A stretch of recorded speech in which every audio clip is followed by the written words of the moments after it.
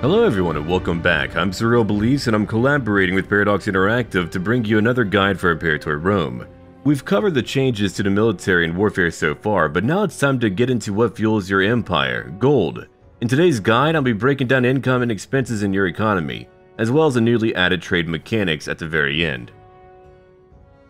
The Economy tab is a one-stop shop for checking on the welfare of your economy. Not only does this tab give you a breakdown of your income and expenses, but it also allows you to modify each category with economic policies. These policies will change your income and usually come with other positive or negative modifiers.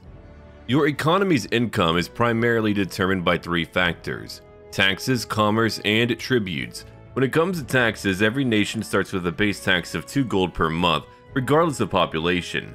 From then on, taxes are generated by freemen, tribesmen, and slave pops, with slaves generating vastly more income than the other two. This means slave pops will typically be the backbone of your economy, and you'll be rewarded for gathering slave pops and increasing their output as well. The second pillar of your economy, commerce, is centered around the import and export of goods via trade routes. The value of any trade goods depends on the rarity of the resource, how far away the trade route is from your capital, and whether you're importing or exporting. Exports will always generate more income than imports. We'll dive deeper into trade a little bit later in the video. For now, let's move on to the final pillar of your economy's income, tributes. Should you have any subject states, they will pay you a percentage of their income as tributes. Now that you know how to generate some income, let's move on to expenses. You can expect to have three major expenses: military upkeep, fort maintenance, and wages.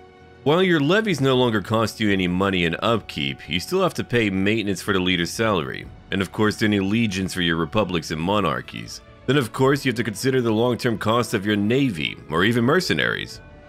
In addition to military maintenance, you'll have to fork over some gold for fort maintenance too.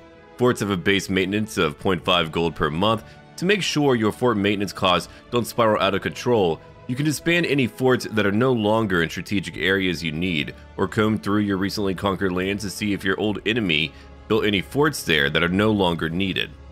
Your final area of expense will be wages. With the exception of governors, anyone else who holds office in your government will draw wages from your treasury each month. The amount each character gets paid depends primarily on the position they're in and the total income of the country. The more money you're bringing in, the higher the wages these statesmen will collect. As I mentioned before, all your income and expenses can be modified by your economic policies. You'll need to keep a close eye on your economic policies and change them out when needed to better fit your current circumstances. For example, if you're exporting a lot of goods, you'll reap some extra benefits from switching to free trade.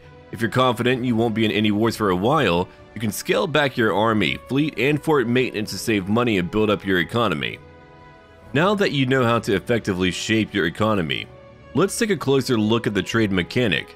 Trade is the movement of a good from one province to another, and is essential to your economy. Trading probably won't make you as much money as taxes do initially, but it does provide a lot of other benefits on top of the revenue it brings in. The Trade Overview tab shows your trade information, capital surpluses, and all available trade routes. There's a wide variety of trade goods available to you, and each type of good provides a different benefit. Strategic goods like iron will allow you to recruit heavy infantry in your country. Population goods like honey, marble, or precious metals will increase pop happiness and productivity. Food-based goods, such as wheat and fish, can be used to boost pop growth and help sustain a growing city. Each city in Imperator offers a predetermined trade good that's managed at the province level. The first copy of this trade good will always stay in that province, providing local bonuses across your country. For every 15 slaves in a settlement, or every 20 slaves in a city, you'll earn an additional copy of that good, allowing you to have a surplus. You can keep that surplus to gain more benefits, or you can trade it off. There will be a number of import trade routes available to your empire throughout your campaign, and the exact amount is determined by the number of noble and citizen pops in your province. You can import any trade good available within your diplomatic range too, even if you already possess that good.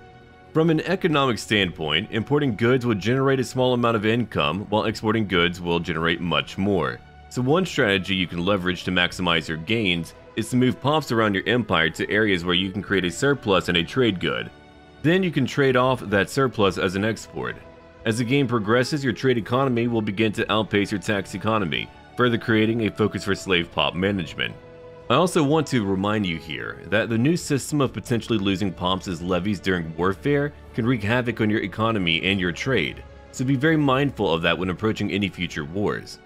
Now, the Mary's update coming up did bring a small addition to your trading affairs for you to consider. In the Nation Overview tab, under the Administration category are two tabs, Governorships and Provinces.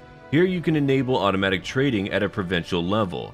The governors there will automatically trade goods, and they'll of course focus on supplying food to their people too. This means you could automate your trade, or select and choose which provinces you would like to manage personally.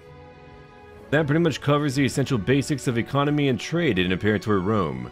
Look forward to another upcoming tutorial video, this time covering characters and inventions. My name is SurrealBeliefs, and as always, until then,